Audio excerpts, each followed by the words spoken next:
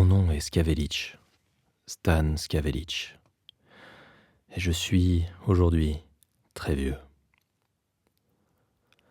Je croyais que, de toutes les mésaventures qui peuvent arriver aux hommes, la vieillesse était la plus stupide et la plus inutile.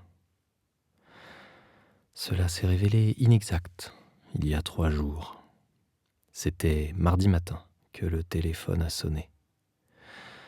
C'étaient ceux de Delta Work 3. Je ne regarde jamais leur chaîne. Je capte l'Europe, certains soirs, ou les Syriens. Je n'ai jamais travaillé directement pour eux. Je crois qu'ils ont retransmis l'un de mes reportages autrefois. Une éliminatoire interafricaine. Les joueurs venaient des déserts de Kordofan, ceux de la plaine. Il y avait eu un incident en fin de partie avec le goal yéménite. Personne n'avait vu partir le coup, malgré les caméras directionnelles. Le plan de la cheville broyée avait été choisi pour une rétrospective de l'année sportive. On entendait ma voix sur les images. J'ai touché des royalties à chaque passage. Un match minable jusqu'à ce choc à la 43e minute. Une perfection. L'attaque imparable, invisible. Il y a eu mieux après. Donc, Delta Work 3 m'a appelé. Ils ont eu du mal à me retrouver ici, je les comprends. Ça fait 23 ans et 7 mois que j'ai posé écouteurs et micros à la fin d'un match de Coupe A. Les meilleurs en théorie. L'indice d'écoute avait été de 0,37. Plus faible que les reprises de films muets programmées entre 3 et 5 heures par Old Movies Network. Il n'y a plus jamais eu de rencontre après ce jour-là. J'avais une certaine chance. Je quittais le métier au moment précis où je n'aurais pu l'exercer plus longtemps.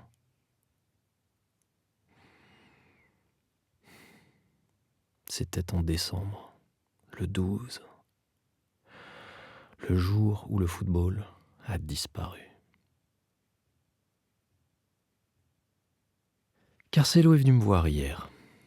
C'est un copain, un vieux con. Un peu moins vieux que moi, mais presque aussi con. Il a des idées sur cette mort. Il pense que la race a changé. Il prétend qu'il y a quelques siècles, les enfants dans les rues tapaient du pied dans des objets. Des boîtes, des fruits, des chiffons. D'autres choses sont venues et ce plaisir a disparu. Peut-être, mais il y a eu autre chose. C'est de cela que m'a parlé Delta Work 3. Ils veulent que je participe à leur mensuel. Ils en sont au 3e numéro. C'est une émission nécro, programmée à 18h.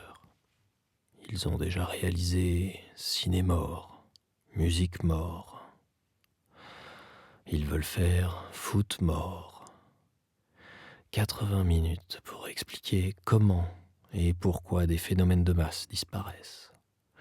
Le cinéma, la musique, le football. Ils m'ont demandé de choisir les documents, de proposer des explications. C'est ce que je disais au début. Ils m'ont choisi parce que je suis vieux. Le dernier reporter vivant.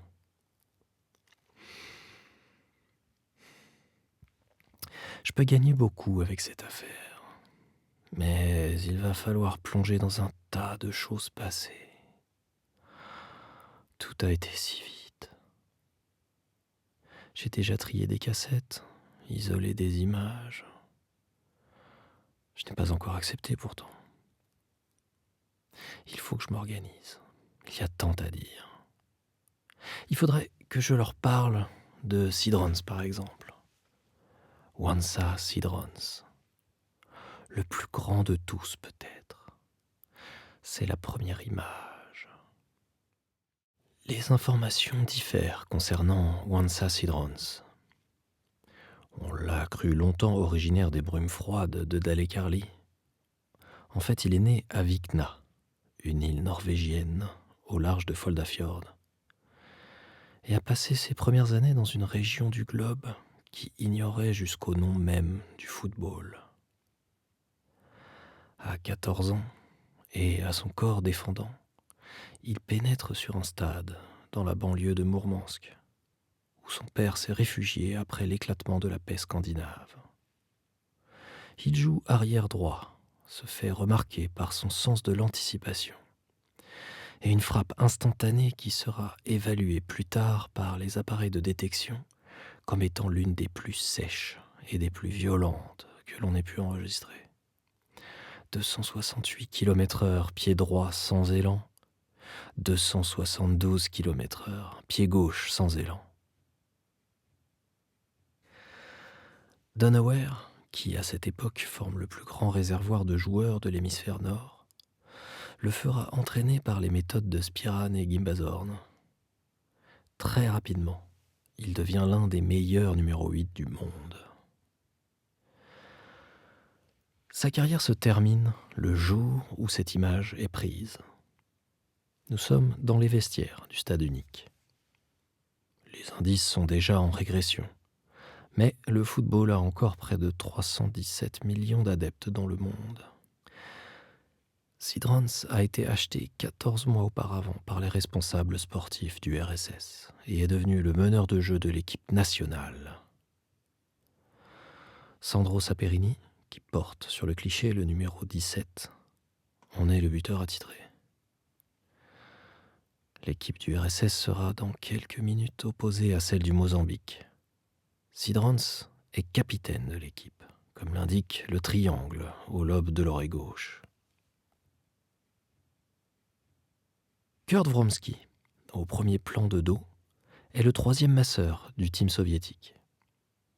Personne ne peut se rendre compte qu'à l'instant précis où l'image est prise, il vient d'implanter sur la nuque de Wansa une micro-aiguille d'iridium contenant un tétaniseur profond qui atteindra les centres supérieurs du cortex une trentaine de minutes plus tard.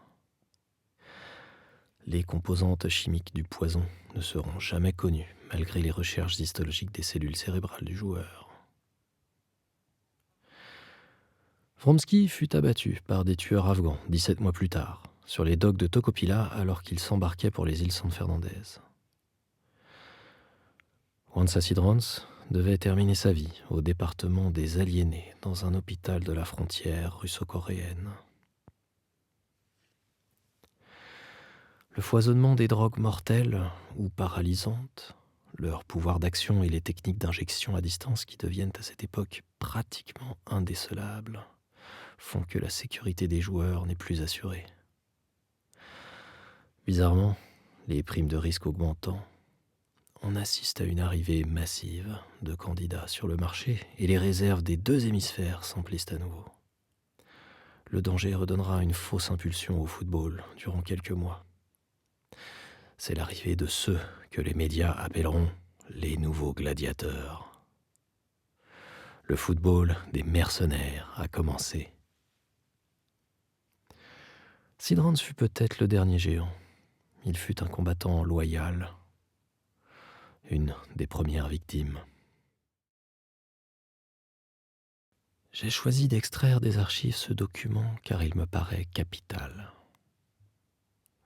On assiste à l'entrée sur le terrain des équipes d'Albanie et de Suède. L'enjeu est de taille, il s'agit du quart de finale de la zone B Intercontinental Playland. Une des épreuves les plus cotées. 325 réseaux couvrent le match. Sa particularité n'échappera à personne. Le public a disparu. Il ne reviendra jamais. À partir de ce jour, toutes les rencontres de football association se dérouleront en dehors de toute présence physique de spectateurs. C'est la célèbre ordonnance 20-27. Les raisons sont au nombre de 3. Le succès du spectacle sport et l'éclatement démographique ont amené la plupart des nations à construire les mégastades dans les années 023, 024 et 025. Ces vaisseaux de béton se révéleront financièrement très lourds à rentabiliser Et les différentes crises économiques ne permettront pas d'entretenir ces monstres de pierre dont l'infrastructure s'avérera fragile. L'informatisation totale des systèmes de gérance de l'ensemble des complexes ne sera pas sans faille. La climatisation généralisée, à partir de l'avant-dernière Coupe du Monde, ne sera qu'un palliatif. Dès 036, les stades de Oulan-Bator, Amman, Jaffa, Marseille, Bienne, Scarborough et Almendralejo deviennent des villes dans la ville et sont envahies par les gangs, les sectes et les nomades. On se souvient des massacres de l'Olympic Stadium de Jamnagar, quand l'armée dut nettoyer, avec l'appui des hélicoptères et des blindés, les adorateurs de la déesse Kablor. On ne dénombra jamais exactement le nombre des morts, mais on peut l'estimer à 130 000. Les tentatives pour transformer ces immenses vaisseaux de béton n'aboutirent jamais. La deuxième raison est plus connue, et elle peut se résumer en un seul mot. Les Killer Boys, ex-hooligans. On pourrait ici se livrer à une longue énumération concernant l'affrontement des supporters des teams. Même après l'interdiction officielle sur tous les terrains de la planète de ces groupes organisés, le bilan sera lourd. 127 morts pour un match des divisions inférieures à Santo Tomé. La miniaturisation des armes de poing et les techniques de lutte contre la détection, permettant de néantiser les systèmes d'alarme, vont accroître les dangers. Et l'on peut affirmer dès 042 qu'il n'y aura plus de match sans victimes. Le phénomène culmine lors des éliminatoires d'un championnat interrégional à Tabelbala, où la bataille rangée fera 7803 morts par balle. Sur les 22 joueurs, 14 seront abattus dans les vestiaires par Hashima Starkin, ancien joueur de Botafogo qui, armé d'un lance-flamme, sèmera la terreur pendant près de 14 heures. La troisième raison est simple. Déjà, dans les années de gloire du football, le nombre de spectateurs présents ne représente plus qu'une infime poussière si on le compare à celui de téléspectateurs. Lorsque sera introduit le PCP, le pari en cours de partie, où l'on ne peut jouer que si l'on se trouve devant un récepteur, les travées seront de plus en plus désertes. La loi 20-27 ne fera qu'entériner un état de fait. Mon opinion ne compte guère. Je crois encore cependant que l'absence de public est l'une des raisons qui a fait disparaître ce sport. Même avec les progrès réalisés par les Ubix caméras et l'utilisation des appareils subjectifs permettant aux spectateurs de voir exactement ce que voit le joueur au moment de l'action, rien n'a remplacé pour moi la voix vibrante de la foule, sa chaleur et sa folie. Oui, cette photo est un tournant. Un autre sport est né. Il ne vivra pas longtemps.